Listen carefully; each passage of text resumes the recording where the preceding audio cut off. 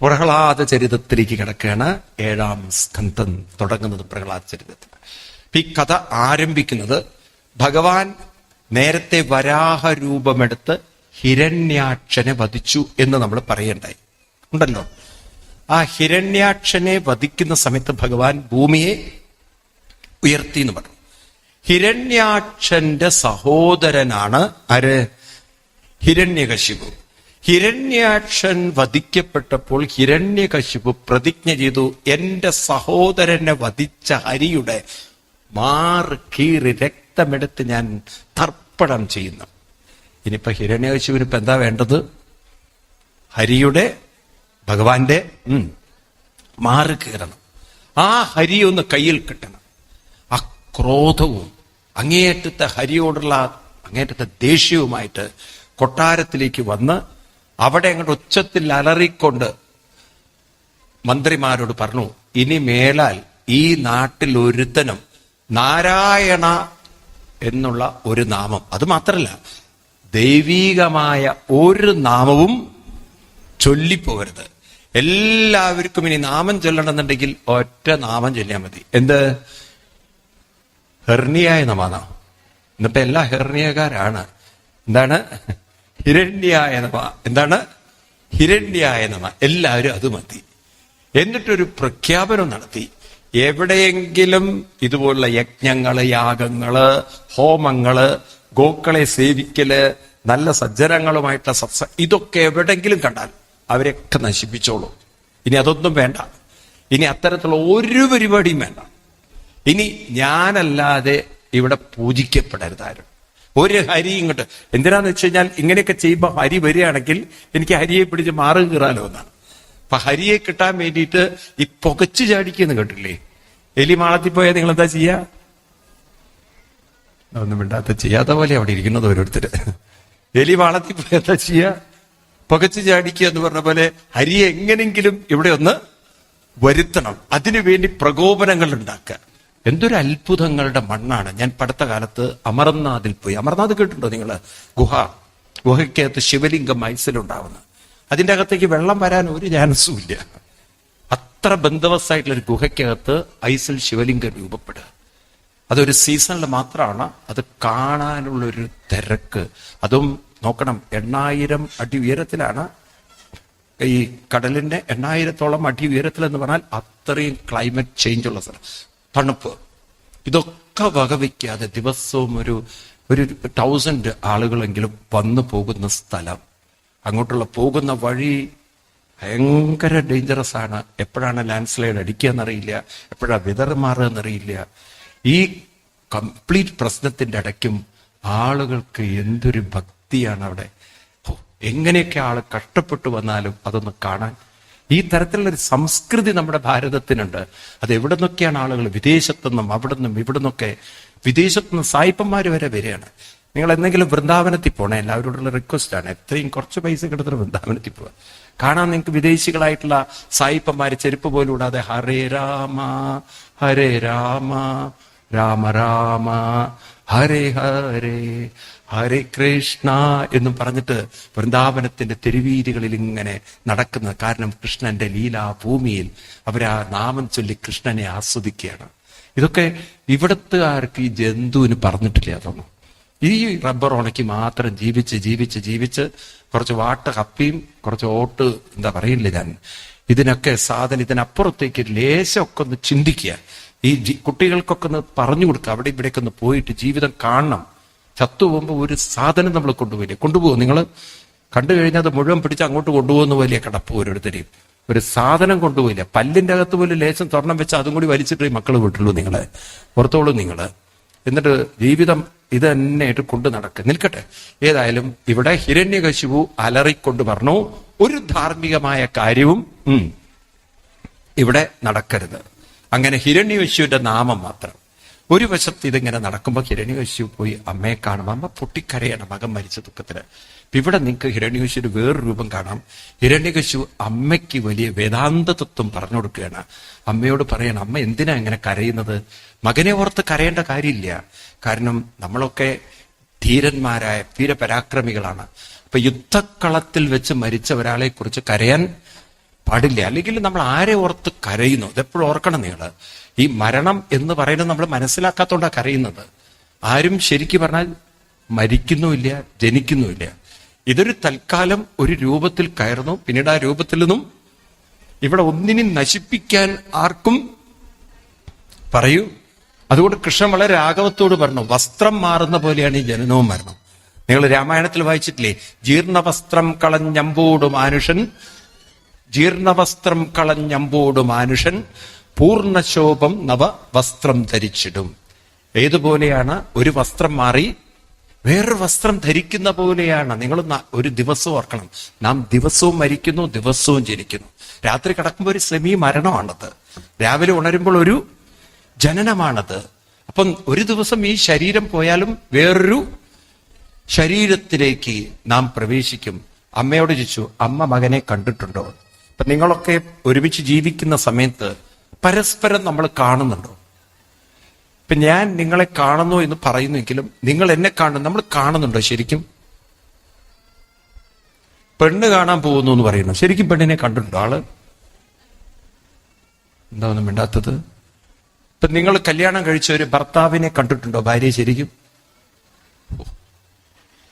ഭാര്യയെ കണ്ടിട്ടുണ്ടോ ഭർത്താവ്? മനസ്സിലായില്ല. നിങ്ങൾ നിങ്ങളുടെ ഭർത്താവിനെ കണ്ടിട്ടുണ്ടോ എന്ന് ചോദ്യത്തിനൊരു ഉത്തരം ഉണ്ടാവില്ലേ? കണ്ടിട്ടുണ്ടോ? ഇപ്പൊ നിങ്ങൾക്ക് സംശയമായി, ആരുടെ ഭർത്താവിനെ സ്വാമി ഉദ്ദേശിച്ചത്? വേണ്ടാത്ത അർത്ഥമല്ല. കണ്ടിട്ടുണ്ടോ? കണ്ടിട്ടുണ്ടോ? എത്ര പേര് കണ്ടിട്ടുണ്ട്? ഒരാൾക്കും ഉറപ്പില്ല. അവരവരുടെ ഇനി ഭാര്യയെ കണ്ടിട്ടുണ്ടോ ചോദിച്ചു നോക്കുക. ഭാര്യയെ കണ്ടിട്ടുണ്ടോ എന്ന് വെച്ച് കഴിഞ്ഞാൽ എന്താ ഉത്തരം? ഞാൻ എന്റെ ഭാര്യയെ കണ്ടിട്ടുണ്ടെന്ന് ഉറപ്പ് പറയാൻ പറ്റുന്ന ഒരാളാണ് കൈവെക്കൂ. എന്റെ ദൈവമേ, ഇങ്ങനെയൊക്കെയാണ് അവിടുത്തെ അവസ്ഥ. അപ്പൊ ആരും ആരെയും കണ്ടിട്ടില്ല, സത്യത്തിൽ കാണുന്നില്ല. ഇപ്പൊ നോക്കൂ, ഞാൻ ഇതൊക്കെ പറയുമ്പോൾ എന്റെ ശരീരവും എന്റെ ശബ്ദവും നിങ്ങൾക്ക് കാണാൻ പറ്റില്ല. ഞാൻ ഇതിലൂടെ പറയുന്ന ഒരു വ്യക്തി ഉണ്ടല്ലോ, ഒരു വ്യക്തിത്വം, ഒരു ജീവൻ.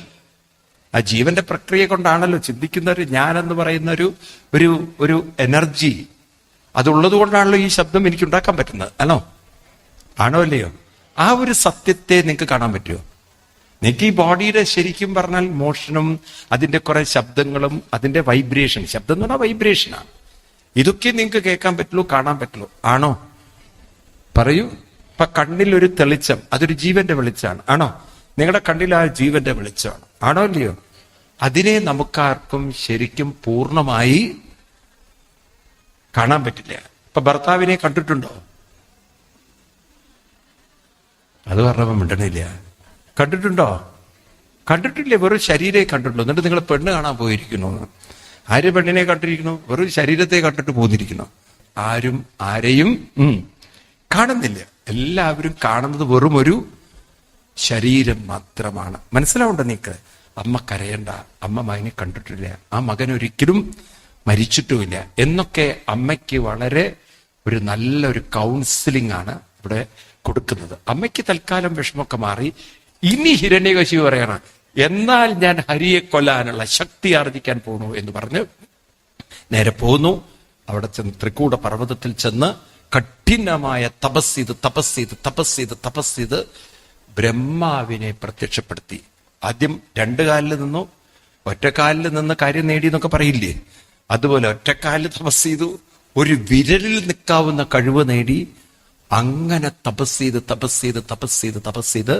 ബ്രഹ്മാവിനെ പ്രത്യക്ഷപ്പെടുത്തി എന്നാണ്. ബ്രഹ്മാവ് പ്രത്യക്ഷപ്പെട്ടു. ഈ ദേവന്മാർക്കൊരു പ്രത്യേകത, വന്ന ഉടനെ ചോദിക്കും, എല്ലാവരോടും പറയും സ്വസ്തിതേ ഭദ്രമസ്തുതേ.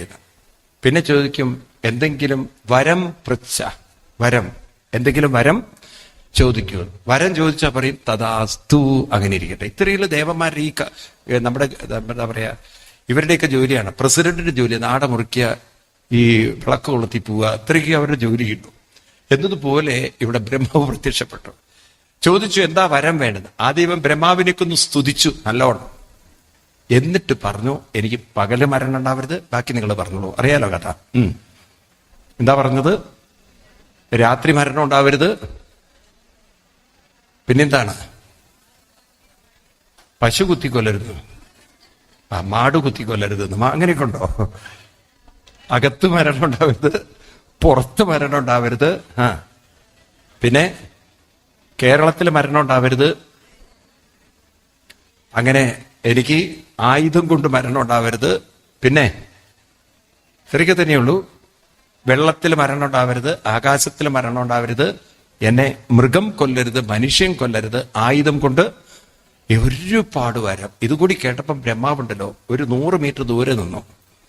കാരണം ഈ വരമൊക്കെ കൂടി കൊടുത്തു കഴിഞ്ഞാൽ പിന്നെ എന്താ അവസ്ഥ എന്ന് പറയാൻ പറ്റില്ല. പണ്ട് പാവം പരമശിവനെ അബദ്ധം പറ്റി. ഒരുത്തൻ കഠിനമായി തപസ് ചെയ്ത് പരമശിവനെ പ്രത്യക്ഷപ്പെടുത്തി. പരമശിവനും ഇതുപോലെ കൊഞ്ചി പറഞ്ഞു, വരം പൂയ അല്ല വരം പൃച്ഛ, വരം ചോദിച്ചോളൂ. ഇവൻ പറഞ്ഞു, എനിക്ക് വലിയ വരമൊന്നും വേണ്ട, എനിക്ക് ചെറിയ വരേ വേണ്ടു. എന്താവോ? എന്റെ ഈ ചൂണ്ടുവരലുണ്ടല്ലോ, അത് ഞാൻ ആരുടെ മൂർധാവ് തൊടുന്നു അപ്പൊ അവന്റെ ഫ്യൂസ് പോണെന്ന്, അടിച്ചു പോണെന്ന്.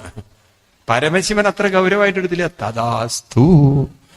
ഇവനുണ്ടല്ലോ ഉടനെ പരമശിവനോട് പറയാം, ഒന്ന് അവിടെ നിൽക്കണോട്ടോ എന്ന്. അതെന്തിനാണ്? ഇതൊന്ന് ടെസ്റ്റ് ചെയ്ത് നോക്കാനാണെന്ന്. പരമശിവന്റെ മൂർധാവിലേക്ക് വിരലും കൊണ്ടുവരിക. പരമശിവൻ അവിടുന്ന് ഒരു ഓട്ടം ഓടി. പാവത്തിനാണെങ്കിൽ നമ്മളെ പോലെ മുണ്ടല്ലല്ലോ ഉടുത്തിരിക്കുന്നത്. മരവുരി ഉടുത്ത ഓടാൽ എങ്ങനെ ഉണ്ടാവും? അതിനെ മുകളിലൊരു കെട്ടുപോലും കെട്ടിയിട്ടുമില്ല. പിന്നെയാണെങ്കിൽ മേലെ മുഴുവൻ ഉള്ള സാധനങ്ങളൊക്കെ വെച്ചിട്ട് ഓടാൻ പറ്റുമോ? അത്ര പാവം ഓടുമ്പോഴാണ് മഹാവിഷ്ണു ഒരു വടുരൂപത്തിൽ വന്ന് ഈ അസുരൻ, ഹേ അവിടെ നിക്കടോ, ഇവരെ പേര് വിളിച്ചു. എടോ അവിടെ നിക്കടോ. ഇവൻ നിന്നു. നിനക്കെന്ത് വട്ടുണ്ടോ ആ പരമശിവന്റെ പിന്നാലെ ഓടിപ്പോവാൻ? ആ പാവം പണ്ട് ദക്ഷന്റെ യാഗത്തിൽ പോയി ദക്ഷൻ ശപിച്ചതാ, ഒരു വരം കൊടുത്താൽ ഏൽക്കാതിരിക്കട്ടെ. അന്ന് മുതൽ നടന്ന് വരം കൊടുക്കുക, ഇതുവരെ ഏറ്റിട്ടില്ല. അപ്പൊ ഇവനൊരു സംശയത്തെ ഏൽക്കില്ലെന്ന്. അല്ല ഏൽക്കില്ല എന്നതല്ലേ എനിക്കറിയാം, ഞാൻ കണ്ടത് ആ വരം. ഇതുവരെ ഒരു വരം ഏറ്റിട്ടില്ല, എനിക്കും തന്നിട്ടുണ്ട്, ഏറ്റിട്ടില്ല. നിനക്ക് അത്ര സംശയം ഉണ്ടെങ്കിൽ നീ ഒന്ന് വെച്ച് നോക്ക്, വരില്ലേ? അവന്റെ മൂർധാവിൽ വെച്ച് പിന്നെ ഞാൻ പറയണ്ടല്ലോ, അടിച്ചുപോയി. എന്നാൽ ഈ മഹാവിഷ്ണു കേരളക്കാരനായിരിക്കണം. കാരണം അല്ലെങ്കിലുണ്ടല്ലോ കേരളക്കാരൻ ഈ അസുരൻ കേരളക്കാരനാവും ചെയ്യില്ല. കാരണം അസുരൻ കേരളക്കാരനാണെങ്കിൽ മഹാവിഷ്ണുവിന് മൂർധാവിൽ വെച്ച് നടന്നിട്ടുണ്ടാവും. പിന്നെ 2 ശിവനും മഹാവിഷ്ണുവിനും കൂടെ ഓടേണ്ടി വരും. ഇതുപോലെ അവന് പേടി. ഇവൻ ഈ വരമൊക്കെ കൊടുത്തിട്ട് ഇവൻ മേക്കെട്ട് കയറിയാൽ അപകടമല്ല, എന്തെങ്കിലും അപകടം. ദൂരെ നിന്നിട്ട് തഥാസ്തു എന്ന് പറഞ്ഞ ആള് പോയി. ഇവൻ ആ വരവും കൂടി കിട്ടിയതിന്റെ ധാർഷ്ട്യവും അഹങ്കാരവും ഗർവും ക്രോധവും കൊണ്ടുവരുന്നു. ഒന്നുകൂടി ധാർമ്മിക ജീവിതം നയിക്കുന്നവരെ വേദനിപ്പിക്കാൻ തുടങ്ങി. അപ്പോഴാണ് ഇവന്റെ വീട്ടിൽ 4ാമത്തെ ഒരു കുഞ്ഞായി പ്രഹ്ലാദൻ വരുന്നത്. ഉണ്ണിക്ക് പ്രഹ്ലാദൻ എന്ന് പേരിട്ടു. അപ്പൊ അതിനു മുമ്പ് ഹ്ലാദൻ, സുക്ലാദൻ, ഹ്ലാദനുണ്ട്, സുക്ലാദനുണ്ട്, പിന്നെ മൂന്നാമത്തെ പേര് അനുക്ലാദനുണ്ട്, 4ാമത്തെ പ്രഹ്ലാദൻ. ഇങ്ങനെയൊക്കെ പേര് കൊടുത്തു കുട്ടികൾ. ഈ കുട്ടി ജനിച്ച ഉടനെ തന്നെ വളരെ പുഞ്ചിരിച്ചുകൊണ്ടാണ് വരുന്നത്. പിന്നെന്തോ ഇങ്ങനെ ചുണ്ടനക്കുന്നുണ്ട്. ആദ്യമൊക്കെ വിചാരിച്ചു പനിയൊക്കെ ഇരിക്കുന്ന. പിന്നെയാണ് മനസ്സിലായത് നാരായണ നാരായണ ഈ നാമം ചൊല്ലിക്കൊണ്ടാണ് കുട്ടിയിരിക്കുന്നത്. എവിടുന്ന് കിട്ടി ഈ കുട്ടിക്ക് നാമം? അപ്പം തന്നെ കൊല്ലാനൊക്കെ തോന്നി. പിന്നെ എല്ലാവരും പറഞ്ഞു, ആ ക്രൂരത ചെയ്യരുത്, വളരട്ടെ, നമുക്ക് മാറ്റിയെടുക്കാം. കുട്ടി വളർന്നു വരുമ്പോൾ ഈ കുട്ടിയുടെ മനസ്സിനെ മാറ്റിയെടുക്കാനായിട്ട് ഒരു അസുര വിദ്യാലയം ആരംഭിച്ചു ഹിരണ്യകശിപു. എനിക്ക് തോന്നുന്നു ആദ്യത്തെ റെസിഡൻഷ്യൽ സ്കൂളാണ് ഹിരണ്യകശിപു തുടങ്ങിയത്. ഹിരണ്യകശിപുവിന്റെ സ്കൂളില് ആസുരിക കല മാത്രമേ പഠിപ്പിക്കുള്ളൂ. എന്ന് വെച്ചാൽ 3 കാര്യങ്ങൾ. മനുഷ്യൻ അർത്ഥം സമ്പാദിക്കണം, പണം മാക്സിമം ഉണ്ടാക്കണം. എന്തിനാണ്? കാമങ്ങൾ അനുഭവിക്കാൻ, അവനവന്റെ സ്വാർത്ഥതയ്ക്ക് വേണ്ടി ചെലവഴിക്കാൻ. അല്പം ധർമ്മം അവനവന്റെ കുലത്തോട് കാണിക്കണം. മോക്ഷം എന്നൊന്നും പറയുന്നത് നമ്മുടെ ജീവിതത്തിൽ സങ്കല്പിക്കുക വേണ്ട, അങ്ങനെയൊന്നുമില്ല. പിന്നെ ജീവിതം നമുക്ക് തരുന്നത് ഹിരണ്യകശിപുവാണ്. ഹിരണ്യകശിപുവാണ് അതൊക്കെ നിലനിർത്തുന്നത്. ഹിരണ്യകശിപുവാണ് ഈ പ്രപഞ്ചത്തെ കറക്കുന്നത്. ഹിരണ്യകശിപുവാണ് നാഥൻ. ഹിരണ്യകശിപുവാണ് ദൈവം. നാമം ജപിക്കേണ്ടത് ആരുടെയാണ്? ഹിരണ്യകശിപുവിന്റെ. ഹിരണ്യായ നമഃ. ഇതൊക്കെ പറഞ്ഞ് ഒരു കോലാഹലം ഉണ്ടാക്കി കുട്ടികളെ പഠിപ്പിച്ചു. ഇതൊക്കെ പഠിപ്പിച്ച് കുട്ടികൾ അങ്ങനെ വളരുന്നതിന്റെ ഇടയിൽ ഒരു ദിവസം കുട്ടികൾക്ക് വെക്കേഷൻ ആയപ്പം, അതായത് വീടുകളിലൊക്കെ പോകുമ്പോൾ ഹിരണ്യകശിപുവിന്റെ മകൻ പ്രഹ്ലാദൻ വീട്ടിൽ കൊട്ടാരത്തിൽ വന്നു. അപ്പം പ്രഹ്ലാദനെ വാരിക്കോരിയെടുത്ത് കവിളിലൊക്കെ തട്ടി ഉണ്ടി, നന്നായി പഠിക്കുന്നില്ലേ, അച്ഛൻ അധ്യാപകർ പഠിപ്പിക്കുന്നില്ലേ, നീ മിടുക്കനായിട്ട് വളരുന്നുണ്ടല്ലോ എന്നൊക്കെ പറഞ്ഞ് എന്താ അധ്യാപകർ പഠിപ്പിച്ചതെന്ന്. അപ്പൊ നിങ്ങളൊക്കെ കൊച്ചു കുട്ടികളെ LKG പറഞ്ഞയക്കുമ്പം അവർ വരുമ്പോ എന്താ പഠിച്ചതെന്നൊക്കെ ചോദിക്കുമ്പോൾ പറയില്ലേ ട്വിങ്കിൾ ട്വിങ്കിൾ എന്നൊക്കെ പറഞ്ഞ കുട്ടി ഇങ്ങനെ കാണിക്കുന്നത് കാണുമ്പോൾ അമ്മമാർക്കൊരു ആനന്ദമാണത്. ഇതുപോലെ ഈ കുട്ടി എന്താ പഠിച്ചതെന്നൊക്കെ ചോദിക്കുമ്പം കുട്ടിയുടെ കൈയെല്ലാം കൂപ്പി കുട്ടി പറഞ്ഞു, ഞാൻ പഠിച്ചത് ആരുടെ മനസ്സ് നാരായണനിൽ അർപ്പിച്ചിട്ടുണ്ടോ അവരെ നാരായണൻ ഒരിക്കലും കൈവിടില്ല. അത് ഞാൻ പഠിച്ചു. കേട്ടതും അലറി, എവിടുന്നാടാ നിനക്കൊരു നാരായണൻ? ആരാടാ നാരായണൻ? ആര് പറഞ്ഞു തന്നു നാരായണനെ കുറിച്ച്? ആരാണ് നിനക്ക് ഈ തെറ്റ് പഠിപ്പിച്ചു തന്നത്? അധ്യാപകരുണ്ട്, ശുക്രാചാര്യന്റെ മക്കളായ ശണ്ടനും മർക്കനും വാളോങ്ങി വെട്ടാൻ വേണ്ടിയിട്ട്. അവർ പറഞ്ഞു, ഇതൊന്നും ഞങ്ങൾ പഠിപ്പിച്ചില്ല, ഇതൊക്കെ ഔട്ട് ഓഫ് സിലബസാ. എന്റെ കുട്ടിക്ക് ഇത് എവിടെ നിന്ന് കിട്ടിയതാന്ന് ചോദിച്ചത്. അപ്പൊ അവര് പറഞ്ഞു, ഞങ്ങളില്ലാത്തപ്പോ നാരദ മാഷി ഒന്ന് ട്യൂഷൻ എടുക്കണ്ടോ സംശയമുണ്ടെന്ന്. അതേ ഒരു ഓപ്ഷൻ ഇതിലുള്ള ഒരു വഴി കാണുന്നുള്ളൂ. നാരദ മഹർഷി വരുന്നുണ്ടോ? അലറി, മേലാൽ അവിടെ ഒരാളും വന്നു പോരുത്. എന്റെ കുട്ടിയെ ഇതൊന്നും മേലാൽ പഠിപ്പിക്കരുത്, നിങ്ങളെ ഞാൻ വെച്ചിരിക്കില്ല. കൊണ്ടുപോകുന്നു. കുട്ടിയെ വലിച്ചെറിഞ്ഞ് കൊണ്ടുപോയി. വീണ്ടും അവർ കർക്കശമായിട്ട് പഠിപ്പിക്കാൻ തുടങ്ങി. അടി, ഇടി, തൊഴി, കുത്ത്. ഇന്നൊക്കെയാണെങ്കിൽ ആ അധ്യാപകരകത്തായിട്ടുണ്ടാവും. അന്ന് പിന്നെ അങ്ങനത്തെ പ്രശ്നമൊന്നുമില്ല. അടി, ഇടി, കുത്തൊക്കെ കൊടുത്ത് കുട്ടിയെ പറയിപ്പിച്ച്, ഹിരണ്യകശിവാണ് ദൈവം, ഹിരണ്യകശിവാണ് എല്ലാം ഹിരണ്യകശിവ്. കുട്ടി അതൊക്കെ ഒരു കാത് കൊണ്ട് കേട്ട് മറ്റൊരു കാത് കൊണ്ട് വിട്ടു. കാലം മുന്നോട്ട് പോയി. വീണ്ടും വെക്കേഷൻ വന്നു കൊട്ടാരത്തിലേക്ക് അച്ഛൻ വാരിക്കോരി എടുത്തു. പക്ഷെ പണ്ടത്തെ പോലെ കൊഞ്ചിച്ചില്ല. എന്താ ഉള്ളെന്ന് വരികയെന്നറിയില്ലല്ലോ. കുട്ടിയുടെ മുഖത്തേക്കൊക്കെ എന്താ പഠിച്ചതെന്ന്. അപ്പോഴാണ് കുട്ടി പറയുന്നത്, ഞാൻ പഠിച്ചതിൽ വെച്ച് സർവശ്രേഷ്ഠമായി എനിക്ക് തോന്നിയിട്ടുള്ളത്, കണ്ണൊക്കെ അങ്ങനെ അടച്ച് ചത്താലും കുഴപ്പമില്ല, അച്ഛൻ കൊന്നാലും കുഴപ്പമില്ല, പറയേണ്ടത് ഞാൻ പറയും. കൈകൂപ്പിക്കൊണ്ട് പറഞ്ഞു, ശ്രവണം 7-ാം സ്കന്ധം 5-ാം അധ്യായം 24-25 ശ്ലോകങ്ങളാണ് ഞാൻ വായിക്കുന്നത്.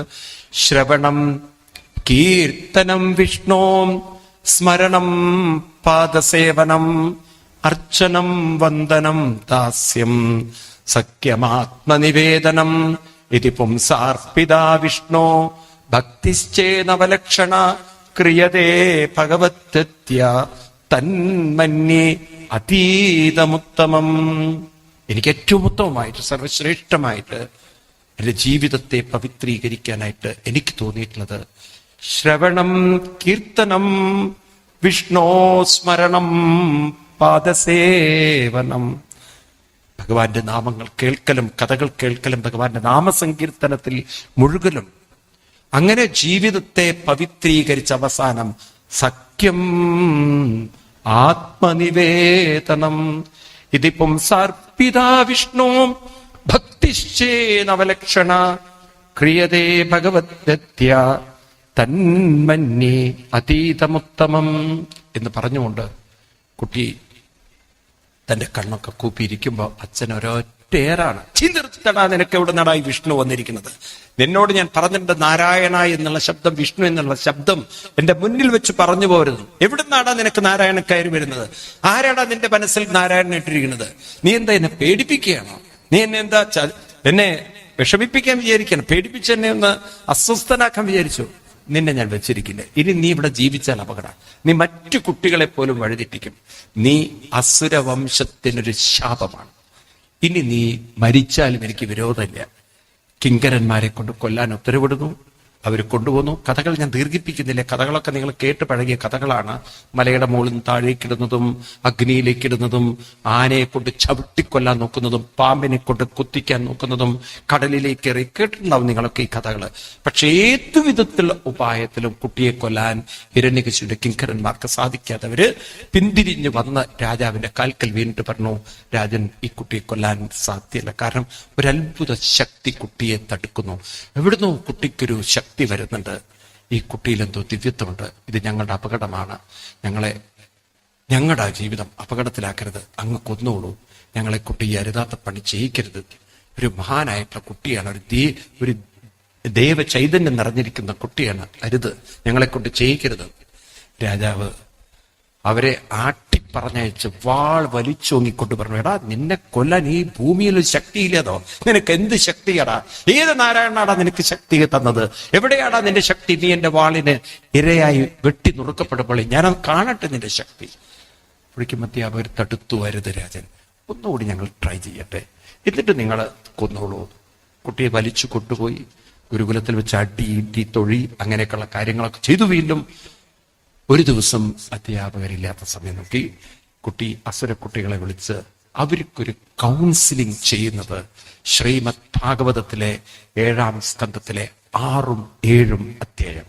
എനിക്ക് തോന്നുന്നു നമ്മുടെ കുട്ടികളൊക്കെ ഒന്ന് വായിച്ചിരുന്നെങ്കിൽ ഈ ജീവിതത്തിൽ നിങ്ങളെ തളർത്താൻ വിധിക്ക് പോലും സാധ്യമല്ല. ഇവിടെ പറഞ്ഞു കൊടുക്കണം കുട്ടികളോട്, നോക്കൂ എന്നെ എത്രമാത്രം അച്ഛൻ പീഡിപ്പിക്കുന്നു, അധ്യാപകർ വിഷമിപ്പിക്കുന്നു, ഞാൻ തളരുന്നത് നിങ്ങൾ കണ്ടിട്ടുണ്ടോ? എവിടുന്നാണ് എൻ്റെ മനസ്സിന് ഈ ശക്തി? കുട്ടികളെ ഒരു കാര്യം ഓർക്കണം, നിങ്ങൾ മറ്റുള്ളവർ പറയുന്നതും കേട്ടും മാത്രം ജീവിച്ചാൽ നിങ്ങളുടെ ഉൾക്കരുത്ത് നിങ്ങൾ അറിയില്ല. നമ്മുടെ ഓരോരുത്തരുടെയും ജീവന്റെ തുടിപ്പ് അത് ഈ ശരീരത്തിനല്ല, ശരീരം ജഡമാണ്. ഈ തുടിപ്പുണ്ടല്ലോ, അതിന്റെ പിന്നിൽ അനന്തമായ ഈശ്വര ശക്തിയുണ്ട്. ഈശ്വരൻ നിങ്ങൾക്ക് കാണാൻ പറ്റുന്നതല്ല, ഈശ്വരൻ ഒരു ശക്തിയാണ്, അനന്ത ശക്തിയാണ്. ആ ശക്തി ഉള്ളിലുണ്ട്. ആ ശക്തി ഉള്ളിലുള്ളത് കൊണ്ടാണ് അതിൻ്റെ ഒരു സ്പാർക്കാണ് നമ്മൾ. അത് നമുക്ക് പറഞ്ഞ് മനസ്സിലാക്കാൻ അത്ര എളുപ്പവുമല്ല.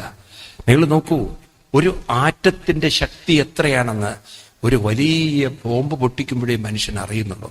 ഇപ്പൊ ഒരു ചെറിയ ആറ്റത്തിന്, ഇപ്പൊ നമുക്കറിയാം ഒരു ചെറിയ മൊബൈൽ സാധനത്തിനുള്ളിൽ എത്രമാത്രം പൊട്ടൻഷ്യൽ ആയിട്ടുള്ള ഫീച്ചേഴ്സ് ആണ് ഇരിക്കുന്നതെന്ന്. പണ്ടൊക്കെ ഈ മെമ്മറി കാർഡ് എന്ന് പറയുന്നത് വലിയൊരു സംഭവമായിരുന്നു. ഇന്നിപ്പോ ചെറിയ ഇത്ര പോകുന്ന ഒരു സാധനത്തിൽ 1 TB 2 TB 3 TB, ഞാനിപ്പോൾ അടുത്ത കഴിഞ്ഞ കൊല്ലം അമേരിക്കയിൽ കണ്ട ചെറിയൊരു ബോക്സിനകത്ത് 10 TB ഡാറ്റ റെക്കോർഡ് ചെയ്യാൻ പറ്റുന്ന ഇത്രയും ചെറിയൊരു കുഞ്ഞു സാധനത്തിനുള്ളിൽ അത്രയും ഇൻഫർമേഷൻ. അപ്പൊ ഈ മോഡേൺ സയൻസ് തന്നെ പറയുന്നു, ഒരു ചെറിയ എനർജിക്ക് ഇത്രയും പൊട്ടൻഷ്യൽ ഉണ്ടെങ്കിൽ നമ്മുടെയൊക്കെ ഉള്ളിലുള്ള ആ ബോധ ഊർജത്തിന്റെ ശക്തി എത്രയാണെന്ന് വല്ല വിവരമുണ്ടോ നമുക്ക്? നമ്മൾ വല്ലതും അറിഞ്ഞിട്ടുണ്ടോ?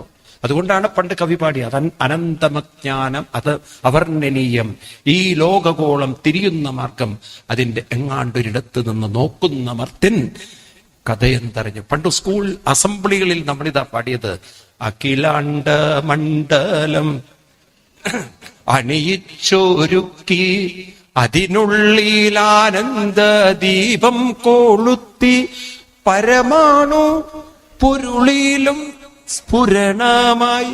ഇന്നും ആ വാക്കുകൾക്കൊരർത്ഥമുണ്ട്. പരമാണു, പരമാണു എന്ന് പറഞ്ഞാൽ തന്നെ that is a minute, that which you can see.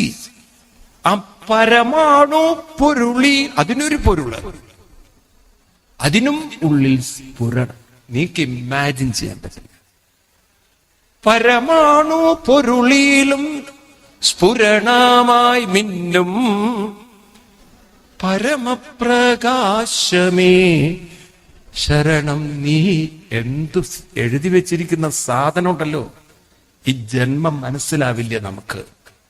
അത് ഉള്ളിലേക്ക് ഇറങ്ങിച്ചെല്ലണം. അതാണ് നാരായണ ഗുരുദേവൻ പറഞ്ഞത്, ആഴണം വാഴണം നിൻ മഹസാമാഴിയിൽ ഞങ്ങളാകവേ വാഴണം വാഴണം സുഖം. ഇതാണ് എഴുത്തച്ഛൻ എഴുതി വെച്ചത്. അർക്കന്നലാതി വെളിവൊക്കെ ഗ്രഹിക്കുമൊരു കണ്ണിന്നു കണ്ണുമനമാകുന്ന കണ്ണതിനു കണ്ണായിരുന്ന പൊരുൾ താനെന്നുറയ്ക്കുമളവ് ആനന്ദമിന്ദുഹരി നാരായണായ നമ. ഇങ്ങനെ ഉള്ളിന്റെ ഉള്ളിലേക്ക് ഇറങ്ങി ചെല്ലുമ്പോൾ ആ ശക്തിയുടെ മഹത്വം കുട്ടികളെ മനസ്സിലാവും. എനിക്കതാണ് നാരായണൻ. അതുകൊണ്ട് ഒരു കാര്യം എനിക്ക് നിങ്ങളോട് പറയാനുള്ളത്, നിങ്ങളൊക്കെ ഈ ശ്വസിക്കുന്ന ശ്വാസം അകത്തേക്ക് പോകുമ്പോൾ ഇത് ഉള്ളിൽ രക്തത്തിലേക്ക് ഇങ്ങോട്ട് ചേർക്കണം. ഇതുണ്ടല്ലോ, ലങ്സിൽ എത്തിക്കഴിഞ്ഞാൽ അതിനെ രക്തത്തിലേക്ക് ചേർക്കുന്നത് നിങ്ങളുടെ കഴിവ് കൊണ്ടല്ല കുട്ടികളെ. നമ്മുടെ കഴിവ് കൊണ്ടാണോ? നമ്മുടെ കഴിവ് കൊണ്ടാണോ? ആണോ? അപ്പൊ ഈ ശരീരത്തിൽ ഒരു അനന്തമായൊരു ശക്തിയുണ്ട്. ആ ശക്തിയാണ് എനിക്ക് ഈശ്വരൻ. അതുകൊണ്ട് ഈശ്വരനെ നിങ്ങൾ കാണേണ്ടത് കുട്ടികൾക്ക് പറഞ്ഞു കൊടുക്കുകയാണ്. കുട്ടികളെ അതുകൊണ്ട് നിങ്ങൾ ഓർക്കണം, യഥാ ഗ്രഹഗ്രസ്തൈവ ക്വചിൽ ഹസതി ആക്രന്തതേത്യായതി വന്ദതേ ചനം മുഹുശ്വസൻ ഭക്തി ഹരേ ജഗത്പദേ നാരായണ ആത്മമതിർ കഥത്രപ. ഉണ്ണികളെ, ഉള്ളിലുള്ള ശക്തിയാണ് നാരായണൻ. ഈ പുറത്തുള്ള അച്ഛനല്ല ശക്തി.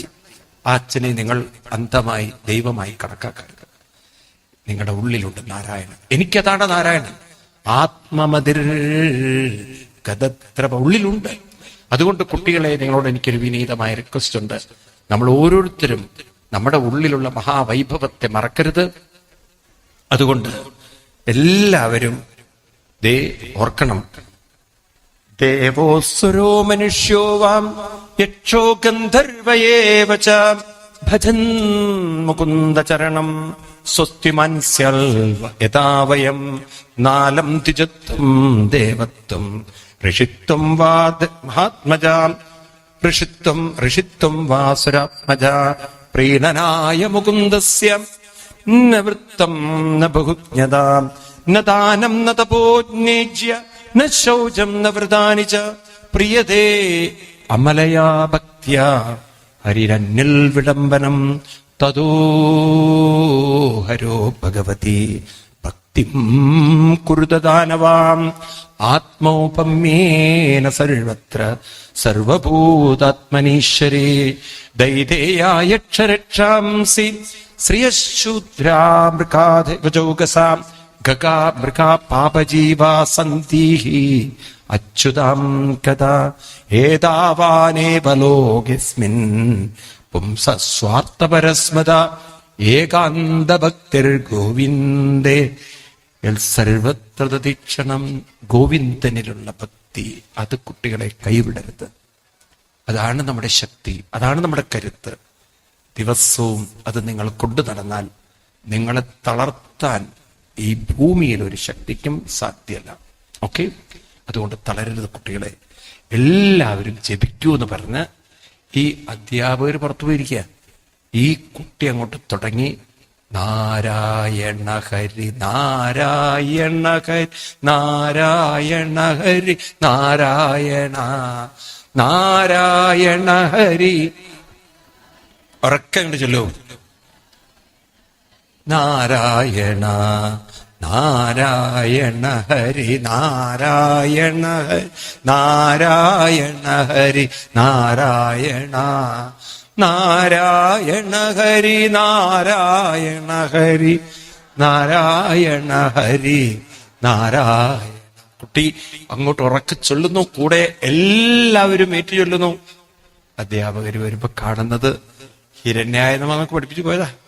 ഇപ്പൊ എല്ലാം മാറി, എല്ലാം നാരായണ ഹരി നാരായണ ഹരി നാരായണ ഹരി. അധ്യാപകർക്ക് തല ചുറ്റുന്ന പോലെ തോന്നി. കാരണം അവർക്കൊരു പേടി, കഴുത്തിന് മുകളിൽ ഇനി തല മിക്കവാറും കാണില്ല. കാരണം ഇവൻ നേരെയില്ല എന്ന് മാത്രല്ല, ഞങ്ങള് നേരെയാക്കിയവരെ പോലും ഇവൻ നേരേക്ക് കളഞ്ഞു. ഇനിയിപ്പോ ഇവരോട് ഹിരണ്യ എന്ന് പറഞ്ഞാൽ ഈ പിള്ളേര് ചവിട്ടും.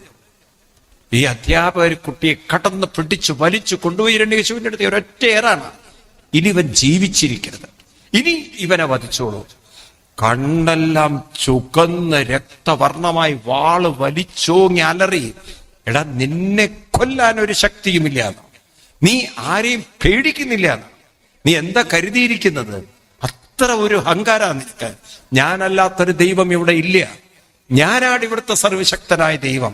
എന്നോടാണോ നിന്റെ കളി? ഏത് നാരായണ നിന്നെ വന്ന് രക്ഷിക്കുന്നത്? എവിടെയാടാ നിന്റെ നാരായണ? അലറിയുമുണ്ട്. കുട്ടി പേടിക്കേണ്ടതാണ്. ഭൂമി മുഴക്കുന്ന ഗർജനം. കുട്ടി അപ്പോഴും കൈകൊപ്പിക്കൊണ്ട് പറഞ്ഞു, ന കേവലം മേ ഭവതശ്ചരാജൻ സവൈഫലം ബലിനം ചാപരേഷം പരാവരേമി സ്ഥിരജങ്കമായേ ബ്രഹ്മാദയോ ഏന വശം പ്രണീത സൈശ്വരക്കാല ഉരുക്രവോസോ ഓജസ്സഹസത്തബലേന്ദ്രിയാത്മാ സയേവ വിശ്വം പരമസ്വശക്തിഭേ സജത്യവത്യത്രി ഗുണത്രേശ ജഹ്യാസുരം ഭാവം ഇമം ത്വമാത്മന സമം മനോദത്സന സന്ധിവിദ്ധിഷ ഹൃദയചിതാത്മന ഉൽപദസ്ഥിതൾ തദ്ദീഹനന്ദസ്യ മഹൽ സമർപ്പണം. അച്ഛനെ ആക്രോശിക്കാനൊക്കെ ഒരു ശക്തി വേണ്ടേ? എവിടുന്ന് അച്ഛന്റെ ശബ്ദം വരുന്നത്? അച്ഛന്റെ ഉള്ളിൽ ഈ ശബ്ദം വരണമെങ്കിൽ ഒരു ജീവന്റെ തുടിപ്പ് വേണ്ടേ? ആ ജീവൻ അച്ഛനാണോ നിലനിർത്തുന്നത്? അച്ഛൻ എന്തറിയാ ജീവനെ കുറിച്ച്? അത് തൻ്റെ ഉള്ളിലുള്ള ഈശ്വരനെ മറന്ന് ജീവിക്കരുത്. ഈ ഞാൻ എന്നൊക്കെ അഹങ്കരിക്കുമ്പോഴേ, ഈ ഞാൻ എന്നത് രാവിലെ ഉണർത്താൻ പോലും പറ്റില്ലേ നമുക്ക്? ഉണർന്നതിന് ശേഷമാണ് ഞാൻ അലറുന്നത്. ആരാ നമ്മളെ ഉണർത്തിയത്? രാത്രി ഉറക്കത്തിൽ ഒന്ന് ആലോചിച്ച് നോക്കൂ. ഉറക്കത്തിൽ ഞാനെന്നൊരു ഭാവം ആർക്കുമില്ല. ഉണ്ടോ? ആർക്കെങ്കിലും ഉണ്ടോ? ഉണ്ടോ? അപ്പോഴും ജീവന്റെ തുടിപ്പ് ഇതിൽ മിടിച്ചുകൊണ്ടിരിക്കുന്നുണ്ട്. ആ തുടിപ്പ് നിലനിർത്തിയത് നിങ്ങളാണോ? ഒന്ന് പറഞ്ഞു തരൂ. ആണോ? അത് ശരീരമാണ് നിലനിർത്തിയതെന്ന് നിങ്ങൾ പറയുകയാണെങ്കിൽ എന്തേ മരിച്ച ശരീരത്തിൽ അത് നിലനിൽക്കാത്തത്? അതൊന്ന് പറഞ്ഞു തരൂ. മരിച്ച ശരീരത്തിൽ പിന്നെ ജീവന്റെ തുടിപ്പ് നിലനിന്നിട്ടില്ല. ഉണ്ടോ? ഒരു അനന്ത ശക്തി ഇതിനകത്ത് ഉണ്ട് ഉണ്ട് ഉണ്ട്. ഞാൻ അതാണ് ഈശ്വരനായി കാണുന്നത്. അച്ഛൻ അലറുന്നതും ആ ശക്തി ഉപയോഗിച്ചിട്ടാണ്. എനിക്കിതെല്ലാം നേരിടാൻ സാധിക്കുന്നതും ആ ശക്തിയുടെ അനുഗ്രഹമാണ്. ഞാൻ ആ ശക്തി അറിയുന്നു. അച്ഛൻ അത് ദുരുപയോഗം ചെയ്യുന്നു. ഞാൻ ആ ശക്തിയെ സദുപയോഗം ചെയ്യുന്നു. അച്ഛൻ ആ ശക്തിയെ ദുരുപയോഗം ചെയ്യുന്നു. അതുകൊണ്ട് അച്ഛനോട് എനിക്ക് പറയാനുള്ളത്, ജഹ്യാസുരം ഭാവം. ആ അസുരഭാവം ഇവിടെ ഉപേക്ഷിക്കുക. വെച്ചാൽ മഹൽ സമർപ്പണം. നമസ്കരിക്കൂ, സമർപ്പിക്കൂ. ആരോട് ഈ ധാർഷ്ട്യം?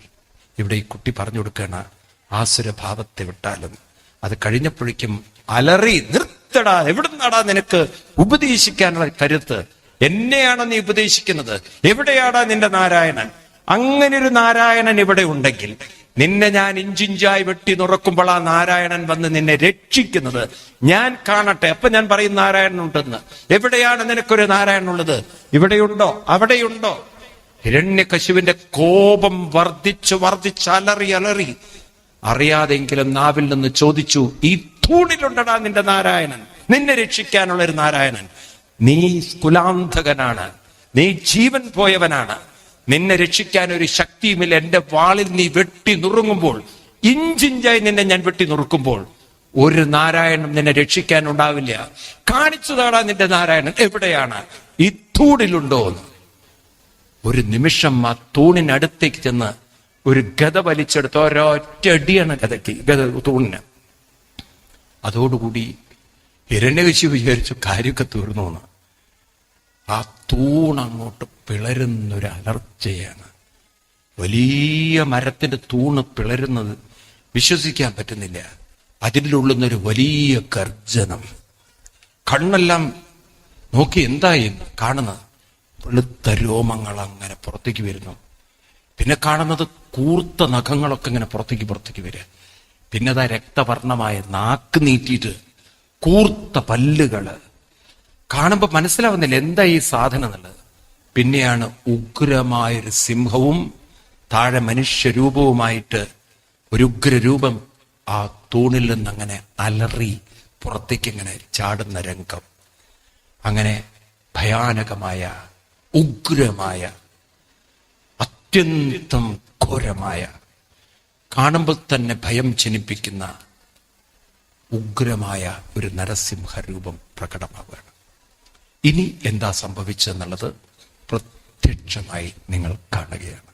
ഹരേ നാരായണ, ഹരേ നാരായണ, ഹരേ നാരായണ, ഹരേ നാരായണ, ഹരേ നാരായണ, ഹരേ നാരായണ, ഹരേ